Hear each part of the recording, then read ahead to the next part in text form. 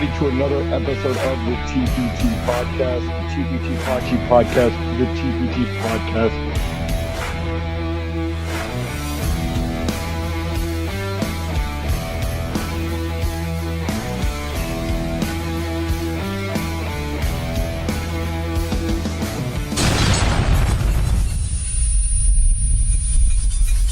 Welcome in, everybody, to another great episode of the TPT Podcast. Today, we got a good slate for you.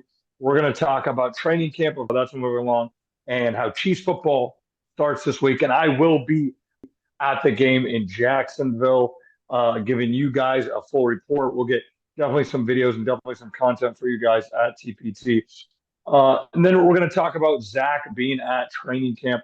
And we're also going to get into the NFL top 100, top 10, where some Chiefs fell. So we're going to get into that. But as with me, as always, doing a phenomenal job, Zach, what is happening? Ain't none much, man. I just got back from the field playing a little football. My brother's a cornerback, and so getting him some reps during their dead week. So I played receiver. He kind of clamped me. I'm not gonna. I mean, I was getting open if he didn't get his hands on me. If he got his hands on me, my brother's really strong. He can bench like 315, and he's only 180 pounds. So he's a very strong person. But if I get around him, I can kind of outspeed him. And so yeah, it didn't go great, but he kind of put me in a box. I'm not gonna lie. Speaking of that, hopefully we have some corners this year that can do the same. Um, I don't know if there's gonna be very Zach stories out there at receiver, but hopefully the Kansas City Chiefs can do the same. Hopefully that's what you saw at training camp because you were at training camp. Yeah. So hopefully that's some of the things you saw because we're gonna be talking a lot about the defense. We talked about the receivers, and we're gonna talk about the defense today. Hopefully that's somewhat you saw. What did you see from just not but just in general? Yeah, I mean, in general, so I was able to go with like a VIP status because thankfully Brendan Daly, who's a friend of my family's, the linebackers coach, if you didn't know, offered us those tickets. And so we were able to be really close to the field with a nice view, and we were able to sit down. And it was honestly just like one of the best times of my life, sitting next to the families and friends of the players and coaches. And my main observation was the fact that the defense was much better than the offense the day I went. The defense was Wow. clamping the offense. And when we talked to Brendan after, he said that the offense was kind of sluggish that day. And I pointed out to him, like, yeah, your side of the ball was playing great though. The DBs, the safeties, linebackers, you don't really notice much as far as pressure because they're not getting to the quarterback, like they're not going to tackle Mahomes or anything like that. But the coverage was just strong on everyone. And yeah, it was a defensive day that day. The biggest stars I'd say that played well, Justin Ross played phenomenal. Okay. Which he wasn't really on my radar. He wasn't a guy that I was going and looking like, I wonder how Justin Ross is going to do today. He had, I believe, 2 or 3 touchdowns, 2 of which were great grabs in the corner of the end zone on like corner routes. And then I think one was on like a crosser. And then overall, just the defense, the secondary, Trent McDuffie was good. The running back, Carson Steele, fullback running back, he was really strong. Isaiah Pacheco was good. So those are the guys that stood out to me. And then Mahomes obviously was slinging it. So Yeah, that's good to hear because we talked about the receivers last week where it was like this is going to be very difficult for the Kansas City Chiefs staff to, look at like, hey, we can only keep really 6 guys, maybe 7, but for the most part, 6 guys. Who are we going to keep? Like, we're going to keep, we're going to have to cut someone that was on the team last year getting reps, played. So that's going to be the tough thing. And it's good to see that Justin Ross doing well. I still think he's a guy that you can use in the red zone. I mean, 6'4", and he has good speed and he can get up.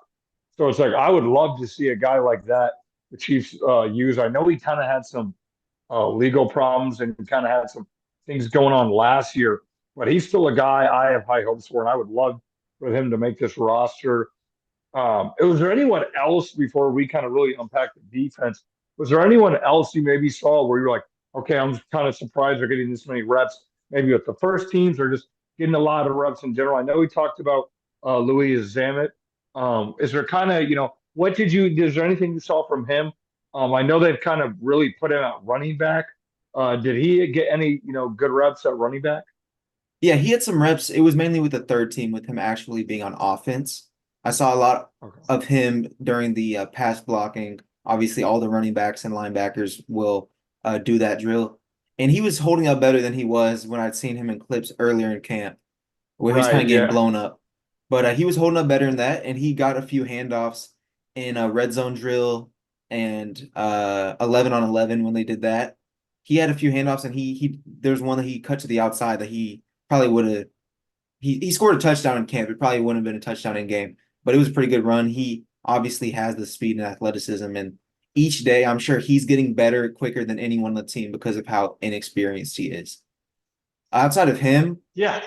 outside of him, I would say, like I said, Carson Steele really was every time he got the ball, something good happened. Really. And it was in an unorthodox way. Like he's not getting the same looks Pacheco gets. He gets a lot of power stuff with him being bigger.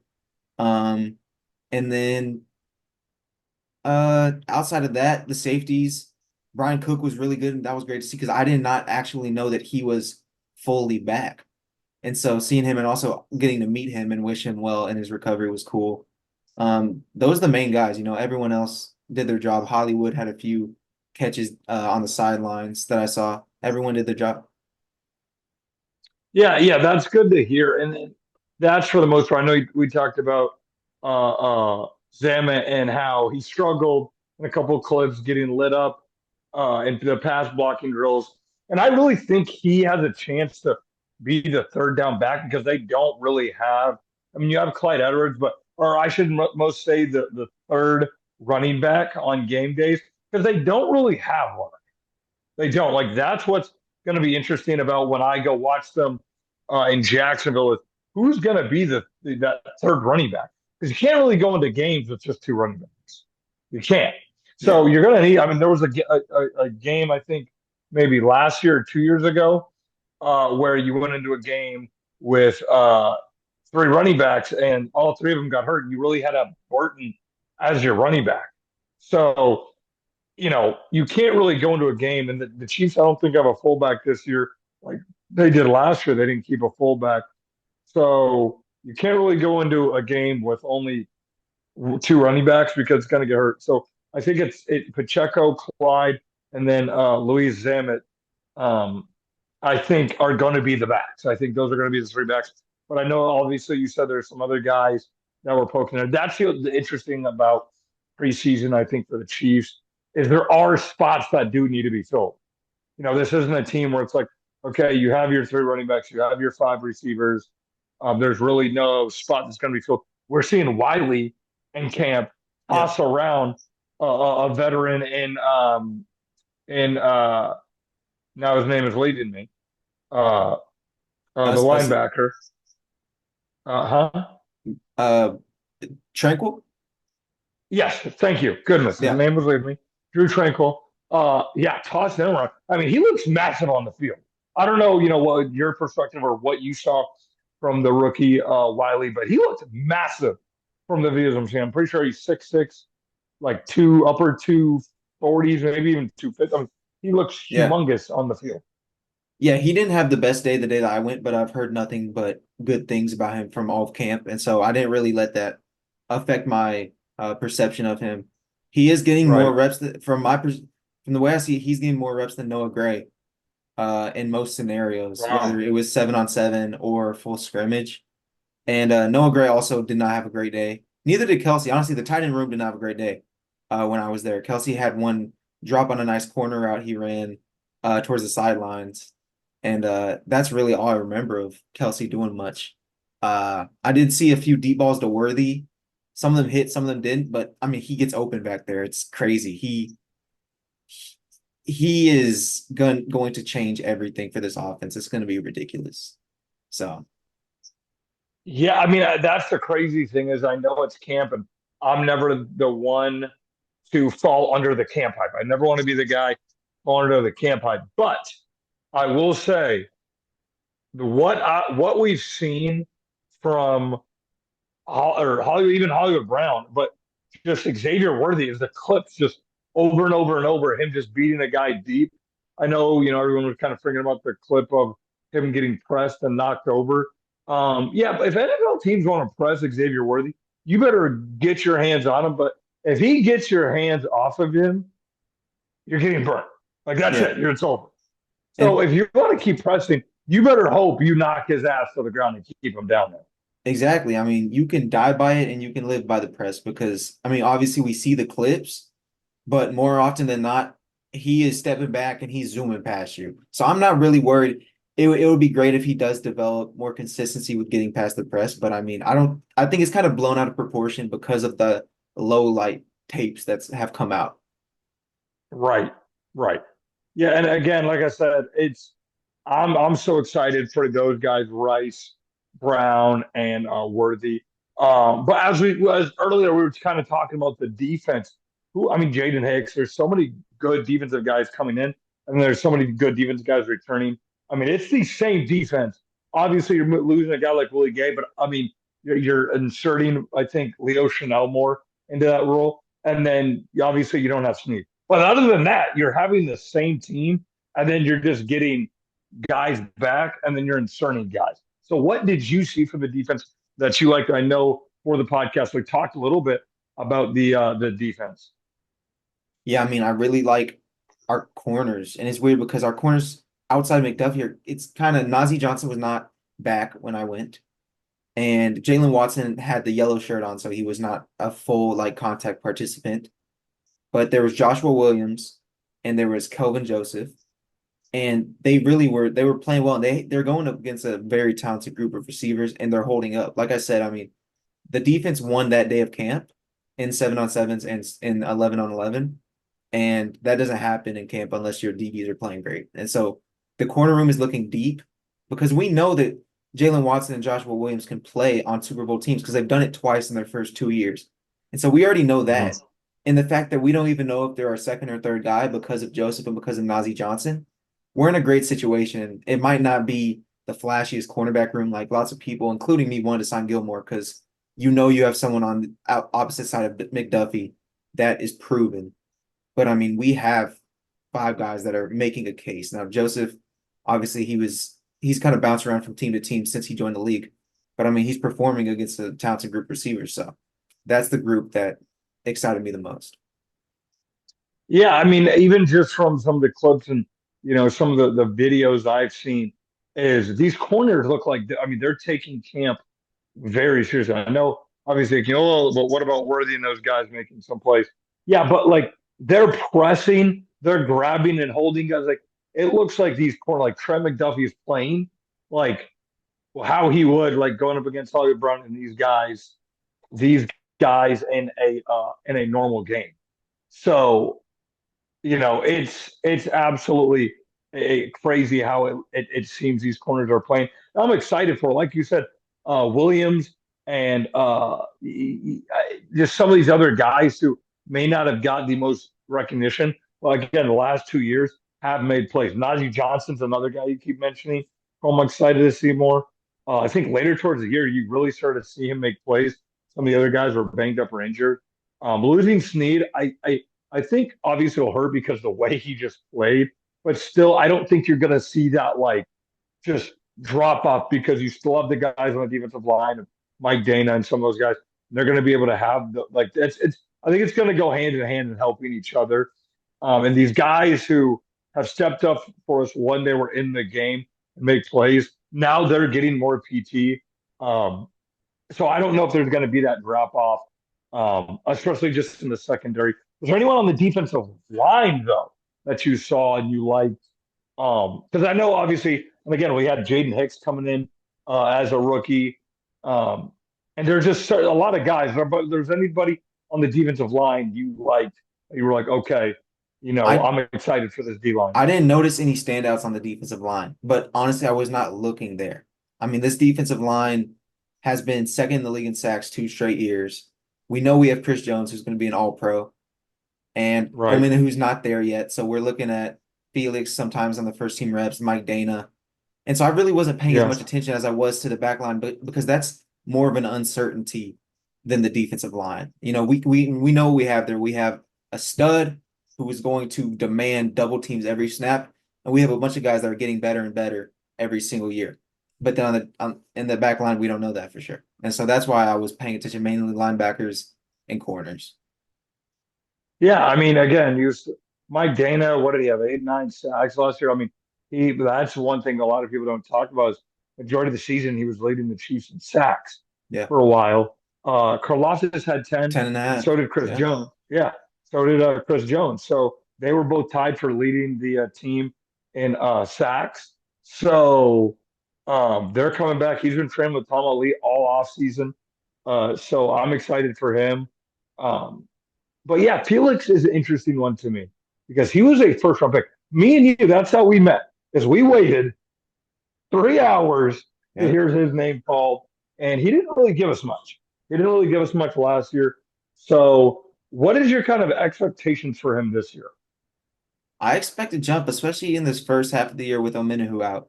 I mean, he's next up after Right. Dana and Karlaftis. He's next up. And coming out of college, he had the production because he had the technique and he has decent athleticism. His problem was power and getting off the line. And that's stuff that he's improved over camp and over last camp, and that he just wasn't ready to put into an NFL game. He would not have been very productive last year because he just didn't have enough to go against NFL tackles. But this year, we're gonna need to see it. And I mean, he was a first round pick, so he has a lot of talent. So we're gonna see. I'm looking forward to watching him. He's probably the player I look forward to most on defense this year. Yeah, that's I'm gonna have my top three guys to watch during this preseason game. At the end of this video, as will Zach, because it's coming up on Saturday. I cannot wait to sit there. Luckily, it's a night game in Jacksonville. I'm very grateful for that when I go. It'll actually be on my birthday, so hopefully we see little gifts for me and for the Chiefs Kingdom. We're going to get into that here in a minute. As we kind of move on from the defense, the segment, of course, we love to get into is around the NFL. And the thing we're going to talk about is the NFL top 100, top 10. I'm not going to go over the 100 because we already know there were some crazy ones in the top 100 already. Aaron Rodgers. So we're going to get into the top 10 real quick. What did you like about the top 10? Do you agree with the top 10? Did you not agree with the top 10? And if for our fans here, if you have the top 10 pulled up, can you give them that top 10? Yeah, I don't have it pulled up, but I do remember where our guys were at. Okay. And Right. We have three. I have some opinions on this, and it's now I do give the players a little bit of grace that ranked it because it happens in November, December. So Mahomes hadn't won a Super Bowl yet. Travis Kelce, Chris Jones hadn't won a Super Bowl again yet. Okay. And so I'll give them that. But Right. that does not excuse putting Patrick Mahomes for. That does not excuse it because I feel like every year there's like a little gap in time where everyone forgets, and then we're like, oh, we won't forget again. But then the inevitable happens. That Mahomes in the same calendar year that this ranking was made had already won a Super Bowl MVP, a Super Bowl, and an NFL MVP. Okay. He was like 8 months removed from that. And it's like barely half season. So people haven't really like Lamar had an okay MVP season, a bad MVP season even. And so the fact that he's ahead of Mahomes when Mahomes just had a crazy Super Bowl run with a sprained ankle and one MVP, I don't understand how you can't have Mahomes one. I don't know what was going through their heads. I think they're just hating because I know at least Jamar Chase just completely left him off. We know that. And I'm sure there's other players like that just left him off, but that wouldn't happen with Lamar because players love Lamar. So Lamar's on every list. That might have been the Right. difference between Mahomes being 4 and him being 2, where Lamar was at. Just Jamar Chase. That's how stupid it kind of is. And that's just Mahomes. Um, no, that's my only pet peeve about the NFL Top 100 is, like you just said, Patrick Mahomes being one. Now, some people may say you're basing it off of last year's numbers, but like you said, most of it, I'm pretty sure they are asking these players to do this like almost at the end kind of the season, or like the later part of the season, which is Yeah, so it's weird. Ask him in like March. Um, but what is it? Is it just overall? Because my thing is this: yes, if it is overall, Patrick Mahomes will be number one every single time. He will. He'll be number one on the list every single time. But if it's going off of last season, I honestly don't mind like Patrick Mahomes to and Tyreek one, because Tyreek, what is he, was maybe 100 yards away from 200 yards or 2,000 yards, but him at four, him at I don't four, know what they're like you thinking. said, I mean, I the don't. players love Lamar a little too much. It's like he gets a lot of disrespect, or at least he used to, from the media, and it caused the players to just defend him at all costs. Which I'm like, there's a guy much better than him who constantly gets ranked below him. I don't get it. Yeah, I don't understand. What was there anything else on the list you looked at? Because there's one huge problem I have on the list. Uh, I know there I know was what you're talking about. 4 or 5 Chiefs players on the list, but there was There was somebody else there was missing. only three of us on the list. Three of us, like I'm on the team. There was So, three of us in the top 10 and no one else on the list. so Smith and Creed didn't McDuffie make. missed, Creed missed, Tooney missed, Bolton missed, Trey Smith missed. Yeah, so the biggest one I have a problem with, and obviously that you should have those offensive line guys on there. How the hell was Snead not on this list? Yeah, that's a huge problem with me. That's it. I have a bigger problem with that than any of our guys that missed, honestly. So It I does just I don't understand how. I mean, you had Aaron, like I was saying, revolting to earlier, is you had Aaron Rodgers on the list. He threw 2 passes. it's bad. It's bad. That's what I don't understand about this list. Is it off of last year's stats? Because this is what I don't get, is because they'll have these guys who have huge jumps on this list It's from not this it's past not off season. stats at all. It's off. They literally go into a locker room and hand a player a notepad with 20 lines and tell them to rank it. That's why it's so stupid. That's why there was only one interior offensive lineman on the entire list. That's why Snead wasn't on the list despite having a Darrell Revis 2009 type season. See, he did. Like He he did. absolutely did. And He it absolutely it, did. it You go irritates me look at because people he walked up, and you tell me, how is he not a top 5 to 3 corner right now in the NFL, and then how he didn't make the NFL top 100. But you had, and again, I think Aaron Rodgers is going to have a good season this year. But you had Aaron Rodgers at number 92, and he came out there and had an American flag, and then was out for the rest of the season. yeah. I It's don't but understand. the NFL obviously knows what they're doing because they're like, okay, these players can't come up with every player off the top of their head.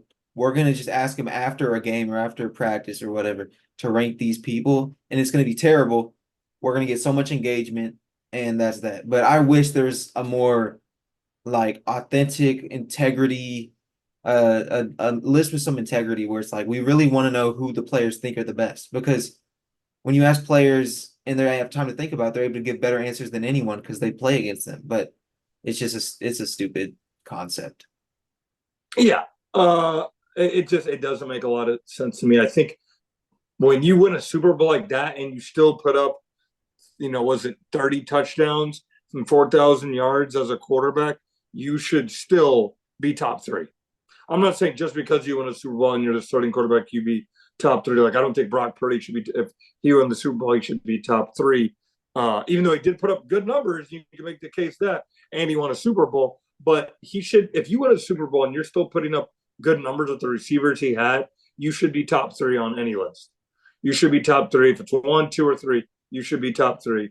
I get it, Lamar Jackson won MVP, but like you said, his numbers weren't crazy. They were really Just again, it was a down year for quarterbacks. yeah. If Lamar put up this season in any of the most recent seasons, he would not even have sniffed the MVP. Sniff Imagine MVP. if he put it that season in 2020 when Aaron Rodgers, Josh Allen, Patrick Mahomes, and Tom Brady did what they did. Like Right. he would be outside the top five. So Yeah, 100%. And that's the thing. It's just the top five, and Kelce was right outside the top five. Number 6, I saw a lot of people had a problem with that. And then, if I'm not mistaken, we had Chris Jones at yeah, number 8. Jones was 6, I believe. 6. And that's that's respect. I mean, I don't I don't know if I would rank him higher, and I'm a Chiefs fan, so I respect that they have him at 6. Travis Kelce at 9, I also respect because I'm like, Not I was listening outside. to a pod, I was listening to a podcast, and they were like questioning whether he's actually the best or if Kittle's better. I'm like, the, are your memories goldfish memories? Like, do you look one way and forget what you just saw in front of you? Is that seriously it? Because George Kittle had 2 yards in the Super Bowl. Kelce had like 95 and had two of the biggest plays the whole Super Bowl. That one drag where he dusted Right before we Fred scored, Warner, two and plays then before we the scored. play before we scored where he took that screen pass all the way to like the 1 yard line.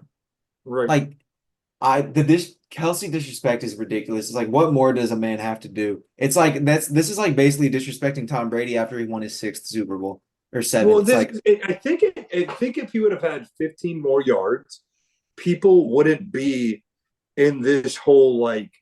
And I see it in the comments, and I see it on TikTok, and I see it on Instagram. It's like people are like, "He's not the best anymore. It's Sam Laporta. It's this guy." I'm like, the man was 15 yards away from 1,000 yards, still had like 7 or 8 touchdowns in in 14 15 games. games. 15 Yeah. games. I'm sorry, because they had to put in 15 games. Um, what? Why are we all of a sudden acting like how many? There was only what one tight end maybe this year, two tight ends at a Yeah, I thousand think yards. I think the only person who outgained him was Laporta, right? Or did Laporta even get 1,000? He might not have. That's what I'm saying. We're acting like when you have 985 yards and like 7 or 8 touchdowns, whatever he had, that's like this guy sucks. It's like Yeah. that's guys like he sat out last game and he couldn't play the first game, and he would have all he had to do was go out and catch a 15-yard pass and get 1,000 yards. But he doesn't care about that. He cares about making every linebacker and safety and corner look like dog crap during the playoffs. That's what he Yeah. cares about, and that's what he did.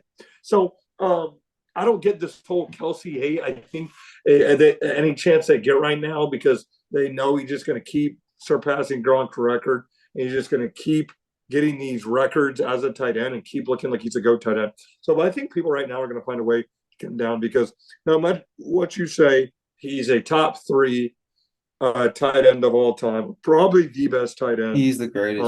Let's stop this. Let's stop this Of all, discussion, please. I think he's the GOAT. And you can't argue, some people try to argue that he's even outside top 2, which is absolutely crazy. Yeah, But like Ozzie it Newsome. is good to see that huh? Like they be saying like Ozzie Newsome, Mike Ditka, Antonio Gates. Please. No, Please. no. Ridiculous. Those You're guys not in the again, same they may stratosphere. be top whatever, but Kelce's the man. I think he'll pick up right where he left off. Just seeing when you saw the Yeah. guy out there dancing around, having fun, still making plays in training camp at 33, going on 34. Again, I think he'll be right there in the mix of it because now you got 3 other guys to worry about. It's going to open things up for him. Now he's 34 And going I on still think he'll be 35, at the man. very, very top. He's 34 going on 35. Yeah, 34, This guy is 34 going ancient. 35. He's And he's ancient. He was 15 years old in 2004. again, ancient, but still making plays. He's still the GOAT. I still expect it out of him because, like you said, now the pressure is off of him having to go out there and produce every single play with Rice, Brown, and Worthy now compared to MVS, Rice, and Kadarius Toney. So I expect big things from him. I still think he'll be on top. Speaking of top, we're gonna go top 3 to wrap up the show right here. Zach, can you give me your top 3 to go over? Your top 3 to go over in this upcoming game on my B day in Jacksonville. Your top 3 guys to look out for. Oh, to look out for Felix, number Yeah. 1. I want to see him get at the quarterback. I want to see some potential. I want to see something that we can see in the regular We season. want to see Mac Jones Okay. back. Oh, we going Mac against Jones Mac Jones is in field. Jacksonville. I forgot. Yeah, I want to see that. That's what I want to see. I want to see Reed Zammit, easily the most interesting player we have on our roster as far as like what Right. can he do. Story. And lastly, I want to see the running back room. I want to see who is able to make some second string linebackers look stupid. Okay, because we Yeah, obviously have a hole to fill. And I don't even know if Clyde is going to be our second. Like maybe Carson Steele's our second because I don't know. And I love Clyde, but we don't know. That's our weakest area of our team. And so whoever wins the running back room. yeah, very, very interesting room. That again, like I said, you kind of have.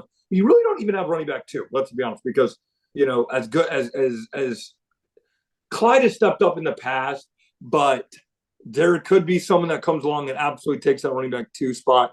I don't think anyone's taking Pacheco's spot, obviously, but yes, I think before I kind of get into the running backs, I'll go backwards. I do have them as my number three to look out for. Is the running back room. Zamet, I mean, what a story, rugby guy. As long as he's able to make plays, I think the playbook is going to be an adjustment for him, and just certain areas to get to are going to be adjustment for him with Andy Reid team.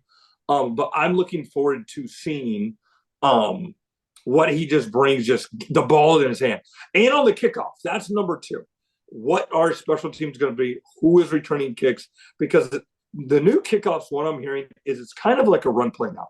It's find a gap and go. I know that it's kind of before, but it's different when you got guys full speed and you have legit blockers immediately in front of you. It is like find a hole and go. So that's where I think those running backs who are used to just finding gaps in that aspect is going to be interesting. Is special teams, and then number three is Worthy, because he's not. You're going to have the quarterback room right now for the Chiefs is looking good.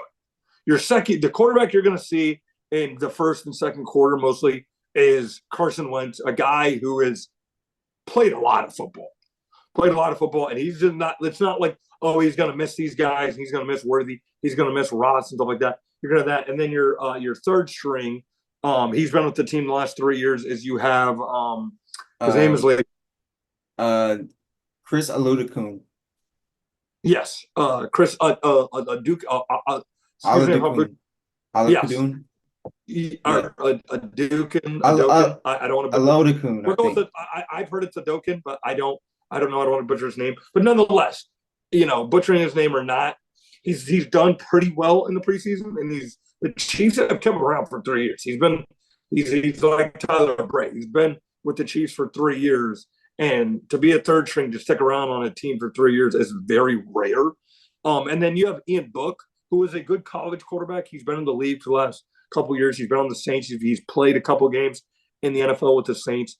So no matter who's in there, you're gonna get good reps from some pretty good quarterbacks. That's what I'm excited to see. There's not going to be where it's like, okay, you're getting some guy who played at Northeast Ohio and he's kind of just getting reps as like a third string, fourth string to try to make the practice squad on the Chiefs. No, you're getting guys who have been, on the Chiefs for a while and kind of know the Andy Reid playbook, and they're going to be able to get those guys that are trying to make this roster a rep. So those are my top three. If any of you guys on TikTok or on YouTube here have your top three, make sure you guys give us your top three to here on Saturday. We have a Chiefs game, Zach, this Saturday. So we're back to scoring predictions. We're back to Yep. scoring. Like, this is awesome. We're back to scoring predictions. What is your first scoring prediction for the Kansas City Chiefs? I cannot believe I'm freaking saying that right now. Oh, I think typically preseason games have less scoring, at least from my memory. Like I pictured some Right. 14-10 games. Um, but we're good though. I don't know who's gonna play and who's not playing. But we got talent. Like you said, Carson Wentz, if he plays a quarter or two, that might be 2 touchdowns right there. So Right. let's go 27-19 Kansas City. 27-19. This may be, again, I hope it's high scoring. I need this. It's my B-day. I hope there's fireworks. I hope we just have Worthy. Just the dreadlocks are flowing through this Florida sun. I'm praying to God that happens. I hope the man from across the pond, Zamet, takes two to the house off a kick return or something. Kadarius Toney looks like Dante Hall. I'm hoping for all that. But this may be a TPT first. I have the Kansas City Chiefs losing this game on my birthday in Jacksonville. I'm watching. I have them losing this game. The only reason I say that, I know we have better backups than the Jacksonville Jaguars, but we suck during preseason. If you go back and look at our record, we always go 1-2 You during think? preseason. Do we? We always go 1-2. If you look at the last couple of years, we always suck during preseason. I don't know what it is. Is we not necessarily the players do. But we always find ways to lose. Look at last year what happened with the Saints. We were winning, and then I think it was Adukin came in and then threw a last-second interception instead of just running the clock out. And then they kicked the field goal and beat us. So this may be a TBT first. I hope it doesn't happen, but I actually have the Chiefs losing 20-16 to Jacksonville. Maybe Mac Jones trying to prove something, even though, like you said, I hope Felix gets after him. But 20-16. Let me know what you guys have in the comment section of a scoring prediction. Zach, any last thoughts as we're in a Chiefs game week? Oh, that's so cool. Preseason sneaks up on you. You're waiting for the regular season, and you kind of forget it exists, and then all of a sudden you have a game that week. I still thought we were a month out, but we have a game this week, which is crazy. I'm just excited to see Reese Zammit get to play football for the first time. That's my thoughts. Yeah. It'll be very interesting. A lot of storylines going to the Chiefs training camp. And I think that's what's fun is typically we don't have that. We're kind of like, okay, maybe we can look at this one guy. But it's like we got a lot of storylines. We got a lot of good rookies on both sides of the ball that are going to play 75% of the game. So it's going to be interesting. Hopefully Patrick Mahomes gets his one drive. I know he always begs for two, but hopefully we get that one Patrick Mahomes drive. And that'll be interesting to see. They have scored on every first drive the last 2 years. Actually 3 years now, going on 3 years. Hey, I remember when he was young, we used to really go out there and look insane on that first preseason drive. Mm-hmm. Yeah. So I can't wait to see. I would love to see Patrick Mahomes connect with Hollywood or Worthy. We'll see. Some of those guys may not even play. But, yeah, it'll be interesting, guys. Let us know what you think about it. Is Chiefs football week. The season is about to begin. Make sure you go get your Kansas City Chiefs flags at McDonald's.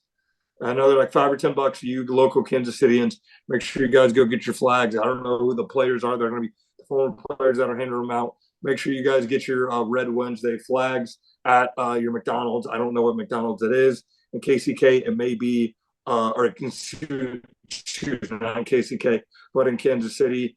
Watch yourself. It may be the one. I know. I'm sorry. Bro, talking like he knows one, what McDonald's.